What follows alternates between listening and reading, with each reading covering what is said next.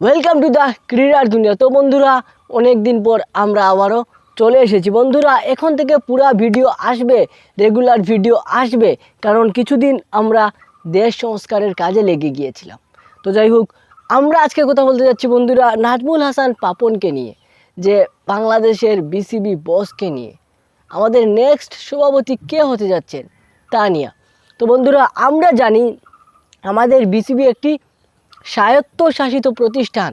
এইখানে সরকার কোনোভাবেই ইনভলভ হতে পারে না। সরকার এই বিসিবির ভিতরের কোনো কিছুকে কন্ট্রোল করতে পারে না। আর যার কারণে ভিতরের সব কিছুকে কন্ট্রোল করার জন্য আওয়ামী লীগ সরকার এতদিন বিসিবিকে কন্ট্রোল করার জন্য জিল্লুর রহমানের ছেলে মিস্টার নাজমুল হাসান পাপনকে বিসিবির সভাপতি রেখেছিল, যাতে তারা বিসিবিকে তাদের আন্ডারে রাখতে পারে। এখন প্রশ্ন উঠতেছে যে যেহেতু আওয়ামী লীগ নাই, তখন এই বিসিবির পুরা দায়িত্ব নাজমুল হাসানের পাপনের উপরে যেহেতু আছে, তো পাপনের ব্যাকআপ তো ছিল শেখ হাসিনা। এখন শেখ হাসিনা নাই, তো পাপনও তো সরে যাবে। কিন্তু আসলে বিষয়টা বন্ধুরা সেই রকম নয়।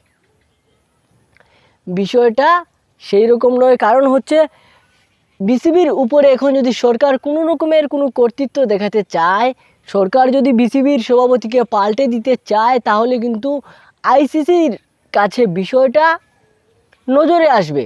এবং সেই নজরে আসার পর কী হবে, বাংলাদেশের ক্রিকেট বোর্ড ক্রিকেট থেকে অনির্দিষ্টকালের জন্য নিষিদ্ধ হয়ে যেতে পারে।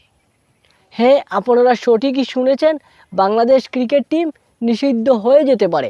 যেমনটা ঘটেছিল শ্রীলঙ্কান ক্রিকেট টিমের সাথে। শ্রীলঙ্কায় যখন সরকার দেউলিয়া হয়ে যায়,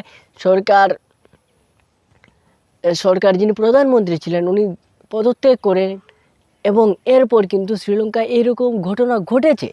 তারা ক্রিকেট বোর্ডের মেইন সভাপতি, যিনি ক্রিকেট বোর্ডকে প্রেসারে এনেছিল, তারপর কি হলো, তারপর আমাদের আইসিসি সেই শ্রীলঙ্কান ক্রিকেট বোর্ডকে বরখাস্ত নিষিদ্ধ করতে বাধ্য হলো।